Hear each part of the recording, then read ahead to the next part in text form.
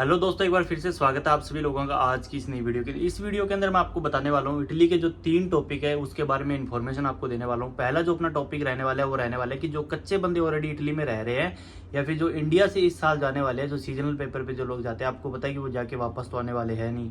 तो एक वो हो गया। दूसरा अपना हो गया कि अगर आपका नूलावस्था एक्सपायर हो जाता है तो उसका क्या सोल्यूशन है, वो रिन्यू हो सकता है कि नहीं हो सकता। और तीसरा जो है अपना वो ये है कि अगर आपका नूलावस्था एक्सपायर हो रहा है, आपको अपॉइंटमेंट नहीं मिल रही है या आपका आपने अप्लाई कर दिया है फिर आपका नूलावस्था एक्सपायर हो चुका है, अभी तक आपको अपॉइंटमेंट नहीं आई है नई सिस्टम के द्वारा, तो उसका क्या सोल्यूशन है। तो ये तीनों चीज़ें आपको इस वीडियो के अंदर मैं क्लियर करने वाला हूँ अच्छे तरीके से। तो आपने इस वीडियो को एंड तक जरूर वॉच करना और साथ ही वीडियो को लाइक शेयर जरूर कर देना और चैनल को सब्सक्राइब करके रख लेना इसी और अमेजिंग वीडियोज़ के लिए।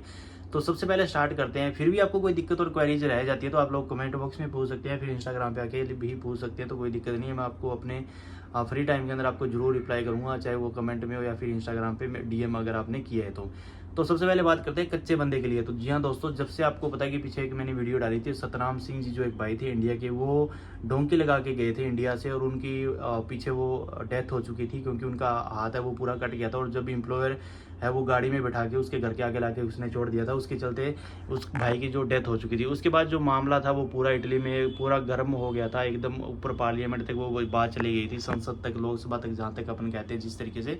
तो उसके बाद से क्या है कि वहाँ पे बहुत ज़्यादा सख्ताई हुई थी। करंट जो गवर्नमेंट है उसने वहाँ पर चेकिंग वगैरह स्टार्ट कर दी है, बहुत सारे लोगों की चेकिंग हो रही है। तो इसके अंदर क्या है कि जो कच्चे लोग जा रहे हैं उनके लिए फायदा भी है, नुकसान भी है। जो करंट गवर्नमेंट है वो ये कह रही है कि इन लोगों के जो डॉक्यूमेंट है वो जरूर बनाएंगे जो कच्चे लोग वहाँ पे रह रहे हैं। और इसके साथ ही उन लोगों ने वहाँ पे चेकिंग चालू कर दी है, जहाँ पे भी लोग काम कर रहे हैं वहाँ पे छापेमारी हो रही है।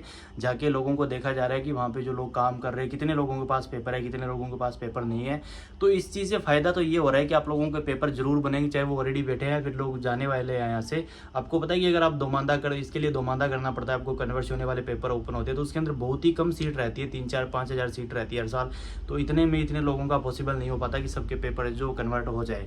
तो इसके अंदर क्या है कि आपके देखो पेपर तो कन्वर्जन होनी होनी, ये तो आपका फायदा है। और नुकसान इसके अंदर सबसे बड़ा ये क्या है कि जब से छापामारी स्टार्ट करी है उसके बाद लोगों को काम मिलना बंद हो गया। काम मिलना कैसे बंद हो गया, जो एम्प्लॉयर होते हैं वो कच्चे बंदों को काम पे नहीं बुला पा रहे हैं क्योंकि उनको इससे बहुत बड़ी रिस्क होती है, उनका बिजनेस वहाँ पे ठप हो सकता है, उनके काम को वहाँ पे जो इमिग्रेशन या पुलिस है वो उसको सीज कर सकती है, उसके ऊपर बहुत बड़ा जुर्माना भी लगा सकती है।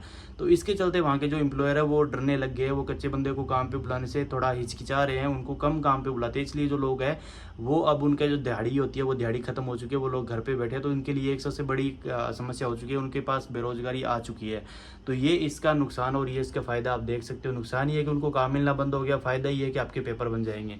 अब जो अपनी सेकंड चीज़ है उसके ऊपर आते हैं। इसके अंदर ये है कि जैसे आप लोगों के बहुत सारे मैसेज और कमेंट आ रहे हैं कि अगर आपका नूलावस्था जो होता है वो एक्सपायर हो जाता है और तब तक आप सबमिट नहीं करवा पाते, क्योंकि नूलावस्था की जो वैलिडिटी होती है वो 6 मंथ की होती है और 6 महीने तक आप लोग अपॉइंटमेंट बुक नहीं कर पाते और आपका नूलावस्था सबमिट नहीं होता है। तो कुछ लोग ये पूछते हैं कि वो नूलावस्था रिन्यू हो जाता है कि या कुछ उसका सोल्यूशन होता है। तो भाई देखो, अगर इस केस में अगर मैं बताऊं सही सही तो आपको 100% है कि आपका जो नूलावस्था वो रिन्यू नहीं होगा। आपको जो नेक्स्ट फलूसी आएगी उसके अंदर ट्राई करना पड़ेगा। तो इसके अंदर भी क्या होता है कि अगर आप अपने एम्प्लॉयर को बोलोगे भी ना, अगर आपका एम्प्लॉयर जाके परफातुरा में बात करेगा, उसको बोलेगा कि इन कारण की वजह से या इन रीजन की वजह से जो क्लाइंट है वो अपना नूलावस्था सबमिट नहीं कर पाए और ये एक्सपायर हो गया, इसको आप रिन्यू कर सकते हो। तो वो एक ही बात बोलेंगे कि जो नेक्स्ट फलूसी ओपन होगी उसके अंदर ट्राई करें, है ना, उसके अंदर अपने पेपर दोबारा से भरें और इसका कोई भी सोल्यूशन नहीं है। तो कृपा करके इस चीज़ को माइंड में रखें कि 6 मंथ की वैलिडिटी होती है, तो 6 महीने के अंदर आप कहीं से भी जैसे तैसे करके अपनी अपॉइंटमेंट जरूर बुक कर लें, ताकि फिर आपका नूलावस्था सबमिशन हो जाता है। अब लास्ट चीज़ आती है कि जो मैंने पहले भी वीडियोज़ में कई बार बताई है, तो अगर आपका नूलावस्था एक्सपायर होने वाला है और उससे पहले आप लोगों ने अपॉइंटमेंट बुक कर ली, या फिर जो पुराने वाला सिस्टम था या फिर जो नया वाला सिस्टम है आपने वेब फॉर्म फिल कर दिया और आपको रेफरेंस नंबर आ गया, तो क्या होता है। तो भाई देखो, अभी नए वाले सिस्टम में क्या है कि अगर आपने वेब फॉर्म फिल कर दिया और आपके पास रेफरेंस नंबर आ चुका है, चाहे उसके बाद आपको अपॉइंटमेंट 2 महीने बाद भी मिले, है ना, और आपका नूलावस्था तब तक एक्सपायर हो जाए, तो कोई दिक्कत नहीं है, आपका नूलावस्था 100% सबमिट होगा और आपका नूलावस्था वैलिड माना जाएगा, वो एक्सपायर नहीं माना जाएगा। तो ये करंट सिचुएशन है। और पहले भी ये रूल होता था कि अगर आपने अपॉइंटमेंट बुक कर लिया, आपके पास अपॉइंटमेंट आ चुकी है, चाहे आपका नूलावस्था बेशक आपका एक्सपायर हो जाए, कोई दिक्कत नहीं, आपका नूलावस्था सबमिट होगा। तो इसी तरीके से सेम रूल ये है कि अगर आप लोगों ने वेब फॉर्म फिल कर दिया, रेफरेंस नंबर आपके पास आ गया, तो चाहे आपका नूलावस्था एक्सपायर हो जाए उससे कोई फर्क नहीं पड़ता, आपका नूलावस्था सबमिट होना ही होना है, उसको वैलिड कैटेगरी में माना जाएगा।